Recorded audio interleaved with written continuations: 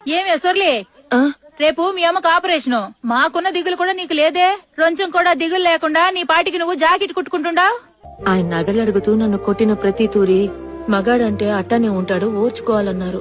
కాని అమ్మ మాత్రమే వాడేంటే నీకు తిండి పెట్టేది, నువ్వే పని చేసుకుంటూ బతకడం నేర్చుకో అని నన్నిడికి తీసుకొచ్చింది. అమ్మ ఇంటి పనుల కోసం నన్నిడికి తీసుకొచ్చి నానా పాటలు పెడుతోందని ఊరోళ్ళందరూ అనుకుంటున్నారు. కాని నిజానికి అమ్మ నాకు ఎవరితో లేకపోయినా ఒంటరిగా ఒక ఆడది ధైర్యంగా ఎట్ట బతకాలో నేర్పించినది. ఈరోజు నాకంటే ఒక పని ఉండదు. నా కొడుకు నేను చదివించుకొని గౌరవంగా బతుకుతున్నాను. నేను ధైర్యంగా ఉన్నా. ఇప్పుడు మాత్రం నేను ఏడ్చినానంటే ఏమే నేను లేకపోతే నీకు బతకడం చేత కదా, అట్ట నిన్ను పెంచినానా అని అమ్మ సీపుర్తో సిత కొడతాది. మీకు తెలుసా, పెండ్లికి ముందు రోజు వరకు అమ్మ నన్నెవరికి తెలియకుండా బడికి తీసుకొచ్చేది. టీచర్ అమ్మ కూడా